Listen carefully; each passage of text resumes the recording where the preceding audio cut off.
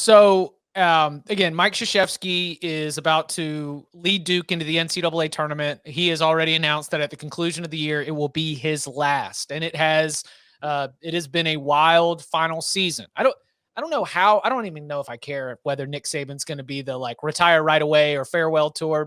Maybe that is an interesting side to this, but it brings to light the idea that while one GOAT is leaving college basketball, we are likely at some point going to be doing the same in college football with Nick Saban retiring as the head coach of Alabama and Alabama moving on from him. So there's a lot of different angles that I want to get to this. But for starters, if Nick Saban were to retire, number one, when would you guess that it would be? I think we brought this up as a little side conversation a couple episodes ago. It's one of the reasons why it definitely was bouncing around. And then number two, what do you think would be the Alabama game plan to replace him? Well, Bud said the other day he thinks he's retiring after next season, didn't he? Yeah, I don't think that. I don't believe that, but maybe Bud will be right. I think he's got 2 more seasons in him at least, probably 3 before it really becomes a topic of, because I mean, the one thing to remember, like, he's getting older, yes, but like that Alabama coaching staff is pretty much filled with head coaches. So as he gets older, he could take more of like the Bobby Bowden-ish role towards the end of his career, where he's more of the figurehead and a lot of the assistants are doing more of the day-to-day grind kind of work thing, and he's just busy being Nick Saban. Nick Saban turned 71 this Halloween. He is 70 years old right now. For the last couple of years, I've said it's like a rolling 3-year clock. Like, I haven't gotten the sense that we're there yet, but I could see it being in the next 2 to 3 years. I feel like if he coaches to 75, I will be stunned. That's why I do think that we are entering that window where it's going to be a little bit interesting. I don't know. I look, and haven't spent time with Coach Bowden or just watch what happened with Tom Brady recently, like, retiring, then coming back. That's Cristiano Ronaldo's fault. Yeah. No, I thought it was LeBron's with the fake article that said he texted him. No, he went to go see Cristiano Ronaldo. Cristiano Ronaldo had a hat trick in that game. And then Cristiano Ronaldo's approach to like health and wellness and the TB12 method are kind of, they're not the same, but they definitely are similar. Yeah. I think it was him sitting in the stands, realizing, this is my life after football. I'm going to have to go watch as a spectator. I don't want to do this. I want to be with the guys on the field. I think that's what it was. But that being aside, so we saw how tough it was and still is for him to give up the game. I think it's going to be tough for Nick Saban. Like, it's in your blood, and having worked with a lot of these guys in the TV studio, like, they miss it a lot. Like, I just wonder if he could go. And I don't even know if he takes the Bobby Bowden route. I think he thrives. I think a lot of these coaches thrive off the adrenaline, the competition, the winning, like, to just distance yourself as the GOAT of all time, to compete, keep compiling, national championships. And if you feel like that's why Brady's coming back, I guarantee you he's looking around like, I can win the NFC and I can have a chance at another Super Bowl and my play is still elite. Like, I think Saban will, I don't know though. Like, how would the drop off come? I do wonder, like, I think he could coach, like, it wouldn't surprise me if he gets to 75 at all. But what I do think would be something to look for is a major shift in college football, something we've talked about a lot, and we don't know exactly what it looks like, but that Saban's like, I don't love this anymore. I don't like the direction this is going. Maybe it's, if you said also like maybe Oklahoma, Texas comes to the SEC, that's going to change things dramatically.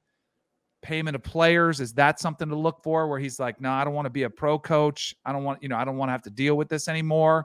So one of those kind of shifts philosophically in college football, I think would be something to look for, where Saban's like, no, this isn't what I've been used to. This isn't what I want to do. And then maybe he rides off to the game day set. That's the other aspect of this. The money that's going around in TV networks right now, it's Troy Aikman and, others that are out there, Herb Street getting the job at Amazon, like College Game Day might be, Corso's getting older. They might back up the truck and say, we're losing some of our relevance. We want to boost this thing back up, kind of hit the refresh button. what better way to do it than to go into Nick Saban and saying, come be the face of College Game Day, So maybe that's an option too in a year or two. But again, like this is where I don't know if that brings the satisfaction to Saban that coaching would. But I do. All right, so I'll give you one more aspect. I'm yapping a lot. I like it. I do know the impact that his wife has on him. She might say, you know what? I want to enjoy you the last, 10, 20 years of your life. I don't get you as much as I would like to. Let's enjoy our family. And then the game day job becomes really attractive because then you're traveling once a week, you have off the rest. You can spend that time with your family. So maybe that's an aspect of it too. Yeah, like you mentioned, he turned 71 on Halloween. But like when you look at Nick Saban, does he strike you as a 70-year-old man? The hip surgery is like the beginning of, like, he doesn't play basketball quite like he used to anymore. And the only reason I know about the hip surgery and bring it up is not that it's a concern, but I found it hilarious 2 years ago when one of those behind the scenes mic'd up segments from practice had him telling Devonta Smith that he's got a spring loaded hip, that he can shoot out off the blocks and beat him in a foot race in the first 10 yards or something like that. And just the Nick Saban deadpanning that he's got a mechanical robotic spring loaded hip that's going to give him some extra pep. It's the only reason that I remember that he got some hip surgery. But I mean, it's just what the point I'm making though is just, it's like, he doesn't seem like when you think of a 70-year-old coach, you think of like an old man on the sidelines. And like you look at Nick Saban and there's really nothing about him that screams he's a 70-year-old man. He looks more, he's still got plenty of energy. He's still fired up. You could tell himself. Like he is definitely he's still really into it. Like you would think that this is an era now where this job's got to be more like just stressful and tiring than it's ever been at any other time. But it doesn't really seem to be wearing down on him at all. The only thing that wears him out is the losses. So I feel like as long as Alabama's winning, he's probably got a few more years. Now, if the wheels somehow come off and this is a team that starts losing 3-4 games a season, then I think that would expedite the process quickly. But I think that would do it from the outside as well. So it does wonders for your look. Keeping that nice head of hair the same color, just magically not having the full head of gray hair. That's why I keep wondering when Chip's going to retire. No, if you check Saban on SEC Media Day versus at the National Championship game press conference, there is an evolution from July to January. But it does keep him younger looking. Kirk Ferentz looks older. Mac Brown looks significantly older than him. Chip looks older than all of us. He's the youngest. Like there is something to the optics of not having a full head of gray hair. And he's spry. Like he's in good shape. He does take good care of himself. And it helps to have, a staff of 50 that does all the heavy lifting for you. I was going to say that in terms of the stress and in terms of like what, how much the job would wear on you, the Alabama industrial complex, I think it's one of the only jobs that someone could coach at a high level longer into their age. But if he retires, who do you think is on Alabama's list to call? Do you promote Dabo? It's Dabo. That's who they've already given the seal of approval to. That's their next head coach. You guys know that, right? Every time that we've got that surefire replacement, it doesn't happen quite as often. And sometimes the timing doesn't exactly line up perfectly. I mean, Jeff Brom, Louisville, there's just a long list of the alumni go coach at your alma mater that we think is just going to be a surefire home run and going to happen.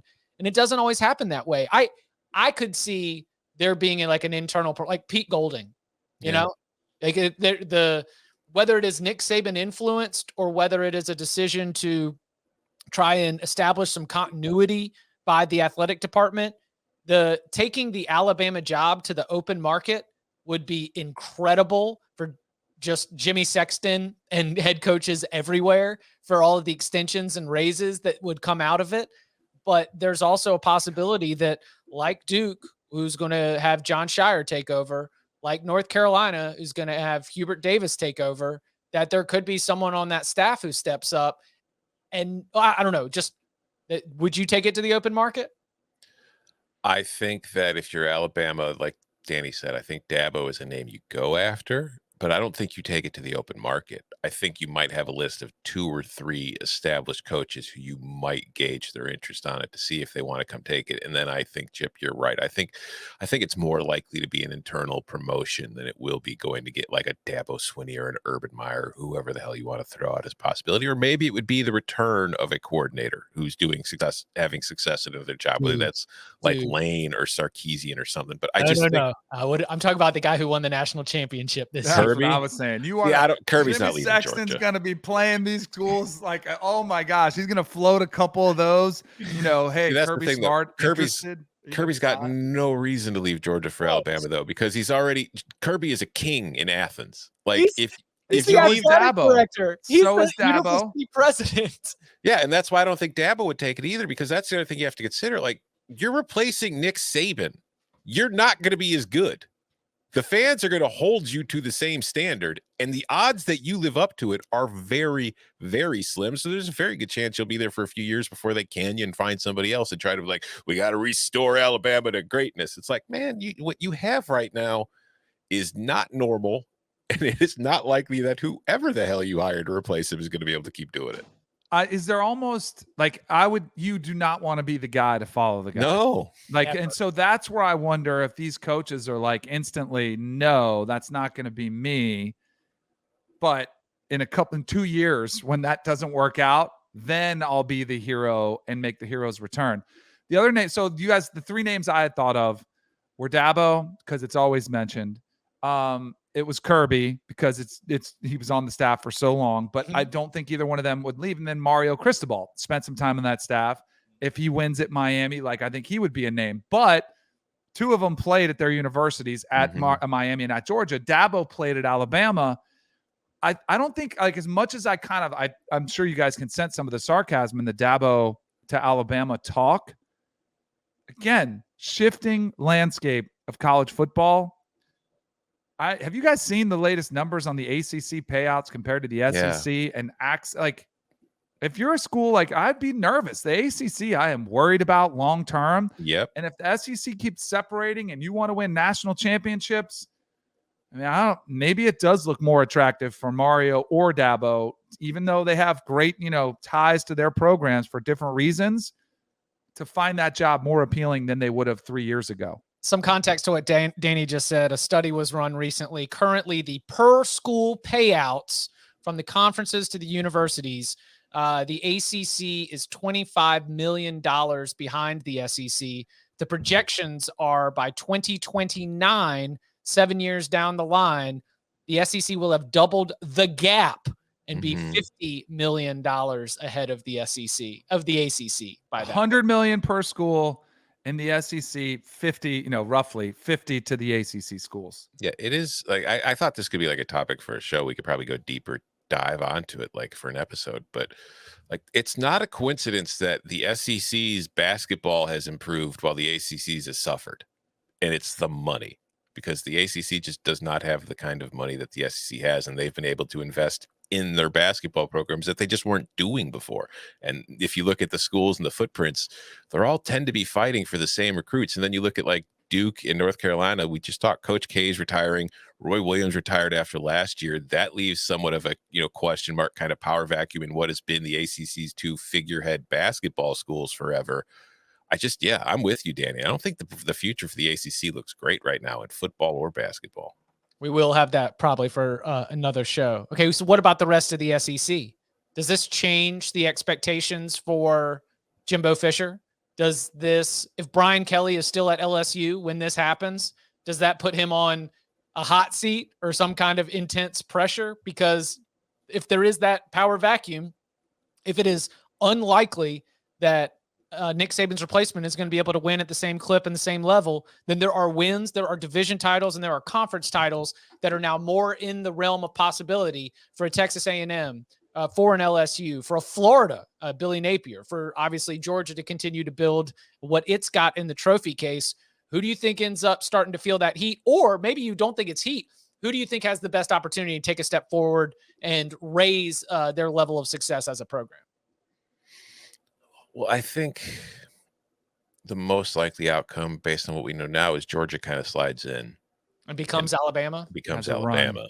Yeah, and becomes the most dominant SEC program. But I think that more than anything, like, I do think that while Georgia would be the dominant one, I do think it'd be, I mean, it's already open, really, honestly, when we talk about it. Alabama dominates it, but look at the last 3 national titles. 3 different SEC schools have won. Auburn's won a national title in recent memory. There's been SEC teams, Florida, but I think it opens it up a little bit more, especially in the West. But I don't know. It's really going to depend on like what Jimbo's doing, how that program's firing at the time. So yeah, I think that if you're Brian Kelly and you just arrived at LSU and you're 60 years old, then you are working, at least, or someone around that building is working with the assumption that Brian Kelly has a 2 to 3 year window right now to really ramp things up.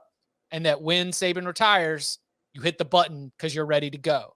That Jimbo Fisher's big contract that he got at Texas A&M, and somewhere in their minds was with the idea that Nick Saban will retire at some point, and we want to make sure this thing is humming so we can hit the button and be ready to go.